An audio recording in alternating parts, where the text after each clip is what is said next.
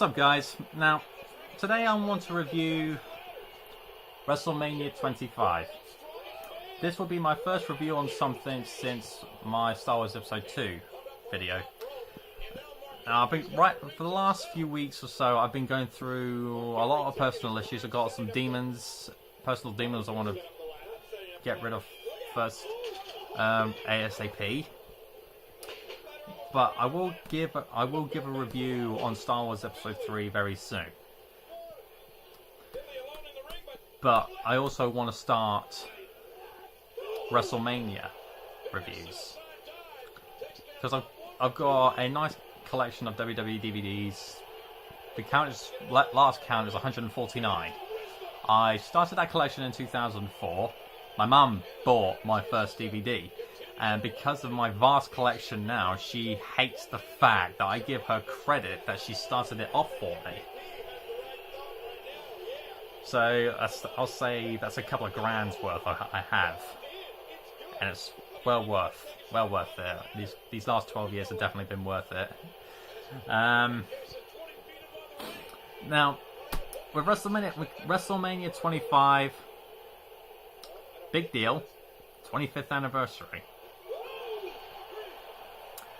It was hosted in Houston, Texas, like WrestleMania 17. But it was held in the Reliance Stadium, not the Astrodome.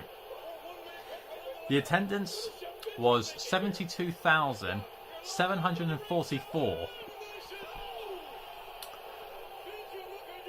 Over 70,000 people. Just imagine that. You're in an arena that can hold over 70,000 people. Just how small that would make you feel.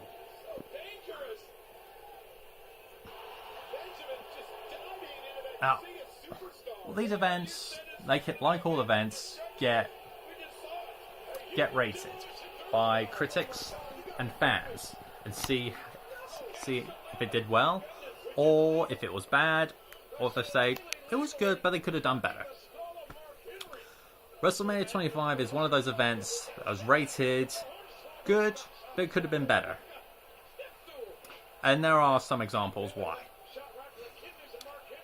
But there's some matches during this event that, for me, stand the test of time. Now, the first match of the night is the Money in the Bank ladder match.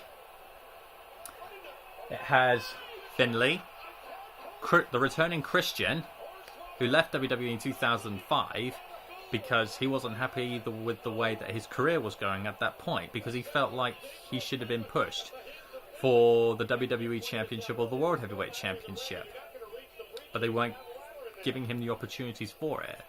So he went to their rival company TNA, and TNA did give him the opportunity that he deserved to become the top man of the company. So I don't watch TNA, but I'm glad that they gave Christian, with his caliber, the chance to be the top man of the company. So well done to TNA for that. But then he came back, and I was ecstatic that Christian came back because he's a favorite wrestler of mine. Also in the match has Kofi Kingston, Kane, Mark Henry, and CM Punk. Can't forget CM Punk, best in the world, as he says. This is one of the best Money in the Bank ladder matches I've ever witnessed. I would definitely recommend watching that. Definitely watch it. Definitely watch that. CM Punk wins the event for the second time in a row, and he cashes it in a few months later. I would say that WrestleMania 25 is my personal favorite WrestleMania. Yes, there are other WrestleManias that are rated better, and I will say, event-wise, are better than 25, but it's just something about 25 I'm drawn to more, because everyone has their own personal favourites of things, if it's the best, or even if it's the worst. I mean, I give, in my Jaws reviews, that I thoroughly enjoy Jaws 3 and Jaws the Revenge, even though those films are rated dog shit by a lot of people. But those are two personal favourite films of mine. But, sidetracked here. Now, here's one example of why WrestleMania 25 was given a mixed bag in my view. There's the Miss WrestleMania Battle Royal, where current divas and divas who had retired beforehand to become the first ever Miss WrestleMania. Male superstar Santino Marella wanted in on that Battle Royal. I'm just like thinking, why? Why WWE doing that? That's stupid. So, because since he couldn't get in because of him being a man, he decides to get his twin sister to enter for him, Santina Marella. Obviously, we know it's just Santino in drag. It's cringeworthy to see, to say the least. Cringeworthy to say the least. Kid Rock gives a performance live, but it's not there on the DVD. For me personally, I don't care for performances live at wrestling events because I don't watch WrestleMania. I don't watch wrestling events to see live concerts. But if there's songs I like, then okay, I'll listen to them. Like Saliva performs at WrestleMania 18 and Limp Bizkit performs at WrestleMania 19.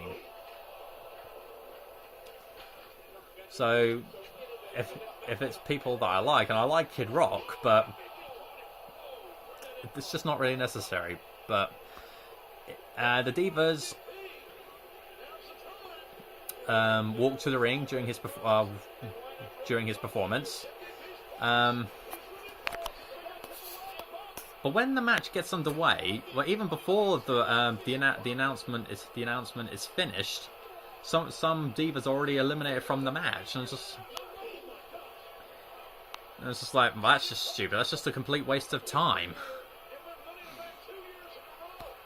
So with the Santino in drag, as I said, it's cringeworthy. It's not good to look at. It's embarrassing to watch, really. So I'll give that a skip. Really, give that a skip.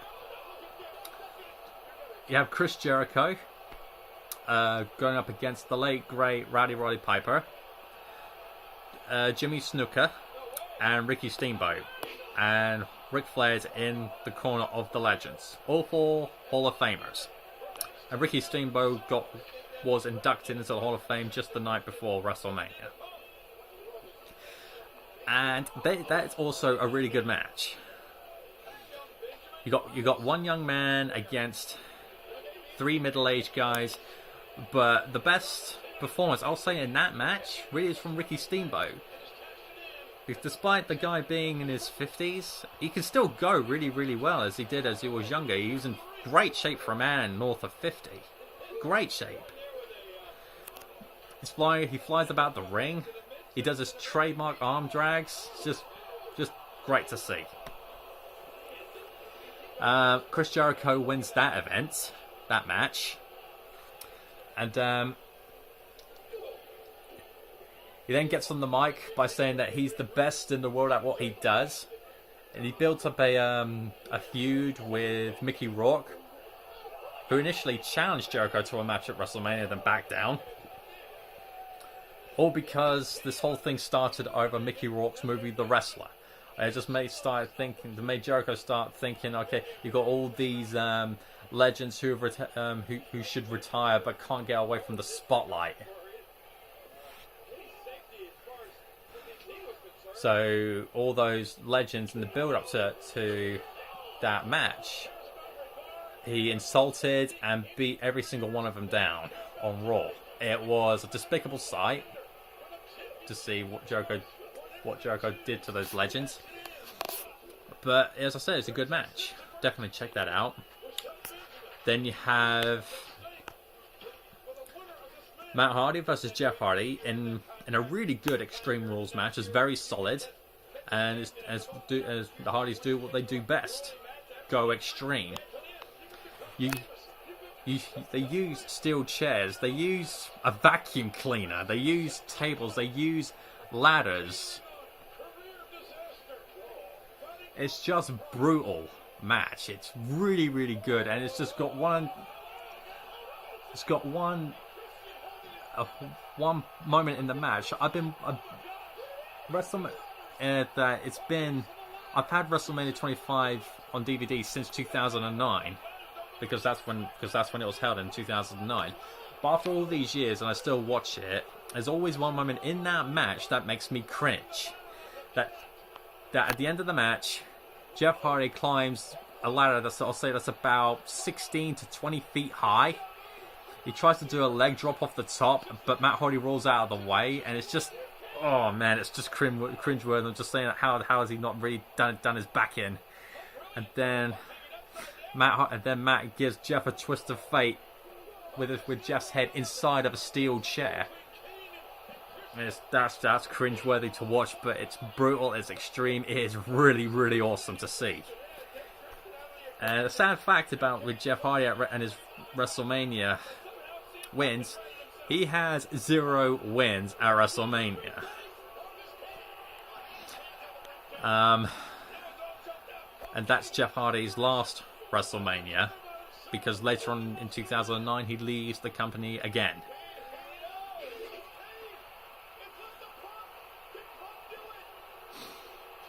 And then another moment why WrestleMania should have been better is the fact that JBL was set to defend his Intercontinental Championship against Rey Mysterio. I was really looking forward to this match. I really was. I mean, right, those two have went one-on-one before a few times, and I've always enjoyed their matches.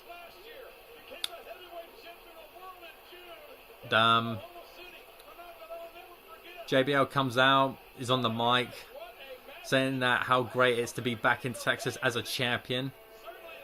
And Rey Mysterio comes out dressed as Heath Ledger's Joker. I'm guessing he's paying respect to Heath Ledger, who played the Joker in The Dark Knight, who passed away. So I was looking forward to this match. The typical JBL fashion, he attacks Rey from behind, gives him a beatdown, and is telling the referee to ring the bell. The referee does. JBL goes for a clothesline, and Mysterio gives JBL a drop toe hold, hits the 619, does a splash, 1, 2, 3, new Intercontinental Champion. It's like, what, is that it? This is the Intercontinental Championship, one of the most prestigious championships in WWE, and this is how you do it?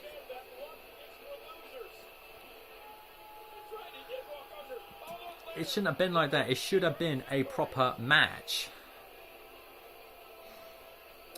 And there's the tag team championship match that's scheduled for WrestleMania happens, but it happens as a dark match, meaning it happens before the show's actually on air. That match should have been on the show. So you should have put the tag team championship match on the show and put the Miss WrestleMania Battle Royal on the pre-show. So that's what I would say to make WrestleMania 25 better. And then one of the greatest matches in WrestleMania history. Some people even say it's the greatest match ever. Shawn Michaels versus The Undertaker. These guys, two of the biggest names in the company. Those two have been in the company longer than anyone at that point. They give the best match of the night. I fucking love that match. They go on for 30 minutes, guys. 30 minutes. As a wrestling fan, you should watch that match. It's a must-see. If I was to rate that match out of 10, it'd have to be a 10. Although I would definitely give it higher. No, actually, no, I will go higher. I'll give it a 20 out of 10 if that match is so good. And talking of the Miss WrestleMania Battle Royal, there it goes. It's starting now. with this one being a waste of time. Ugh. But but back to the fact with Undertaker and HBK, it's all about that Shawn wanted to be the guy to end the streak, but he had to go through Vladimir Kozlov to face the Undertaker, because in the build-up to WrestleMania, Vladimir Kozlov on SmackDown wanted to face Undertaker at WrestleMania. So Kozlov and HBK had a match on Raw, and at that point, Vladimir Kozlov was actually undefeated. So it was HBK who ended Kozlov's winning undefeated streak, and then he's going to go and take on another undefeated streak, Undertaker's WrestleMania winning streak. I would definitely say it's one of the greatest matches of all time. That match will stand the test of time. It is a must-watch. Must-watch. And The Undertaker goes 17-0. It's one of the closest times you'll ever see him lose at WrestleMania. Just thinking about it, just puts a smile on my face, just getting me excited to watch it. And then the penultimate match of the night. Edge defends the World Heavyweight Championship against John Cena and the Big Show. Back at No Way Out, it was Edge who defeated John Cena and 4 other guys inside the Elimination Chamber to win the title. Bearing in mind the World Heavyweight Championship is a Raw title, and Edge was on SmackDown. And the reason why that Edge was in that match is because he attacked Kofi Kingston from behind and took his spot. Because earlier, actually, in No Way Out, it was Edge he defended his WWE Championship, but lost it to Triple H.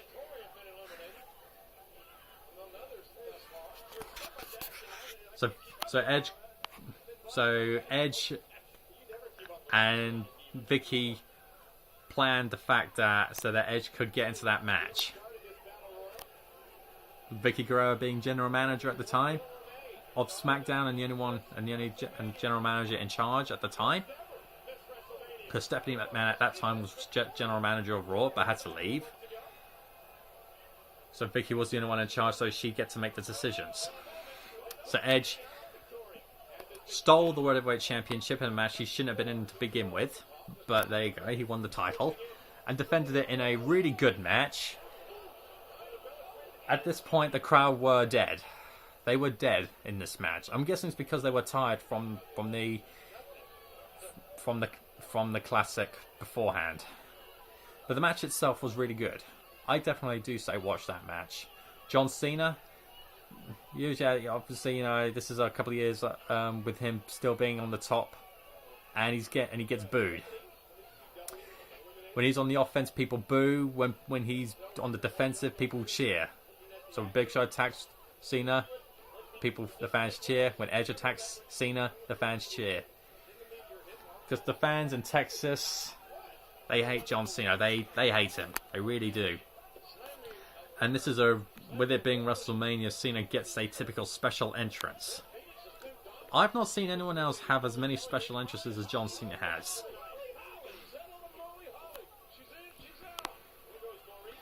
So Cena wins the World Heavyweight Championship again, after having both the Big Show and Edge on his shoulders for the Attitude Adjustment. And Cena actually pins Big Show, not Edge, to win the title. And then, before the main event, we show respect to the 2009 Hall of Famer inductees, which include Stone Cold Steve Austin. And Steve does his thing. After, when the fans are applauding, these legends, Steve goes into the back, gets on his four-wheeler, rides out, picks up a few beers, shares one with JR, which is a nice scene. He's wearing his Austin 316 t-shirt, celebrating with the crowd with a few beers. No words are spoken. It's just Steve drinking beer, his music playing, the fans appreciating everything that he's done in his career. And I also thank Steve for the moments, for the great matches he did over his career at that time. And then the main event. Triple H versus Randy Orton for the WWE Championship. Now, the build-up to this match was fantastic. One of the best build-ups, one of the most personal matches I've watched. Yes, the match itself could have been better than what it was. Definitely could have been better than what it was. Because at that point, with Randy Orton being a heel and Triple H as the babyface, Randy Orton, tried to do as heels do whatever they could to try and get an advantage over the champion at WrestleMania, if the champions are fan favorites, so that if Triple H was to be counted out or disqualified, Randy Orton would win the title. Yes, like in the triple threat match, the crowd were it was a good match. But I feel like, because with how personal this match was, it should have been a no disqualification match. So they could go all out in this match.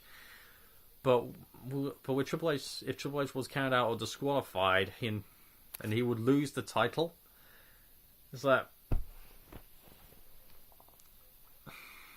I'm not a fan of those stipulations, really, because it just makes, obviously, the challenge just more desperate and all that, just like more cowardly, and that that they'll try and get the champion to get themselves disqualified, so so they can win the title without actually properly beating the champion. But yeah, it was a good match. Triple H retains the title. Orton wants to try and use this. It's going to try and use the sledgehammer, but Triple H does Randy Orton's punt, and Triple H uses the sledgehammer and then hits the pedigree. The referee doesn't see that because he's knocked down. So pedigree 1, 2, 3. Triple H retains the title. The pyros go off. The confetti comes down, and that's the end of WrestleMania 25. As I said at the beginning of this video, this is my personal favourite. It is. I think it's because you got Undertaker HBK, then you got the World Heavyweight Championship and the WWE Championship. Those three matches in the order as they should be. The two World Championship matches on the last two matches of the night. Not at the beginning of the show, as we'll talk about on one WrestleMania, or in the middle of the show, but the last two matches as they should be. But we'll make one exception, well, a couple of exceptions in the next two WrestleMania videos. So I love WrestleMania 25. That's my thought. That's my review on it. And if anyone who's watched WrestleMania 25, when you let me know what you think of it. Catch you guys later. Take care of yourselves.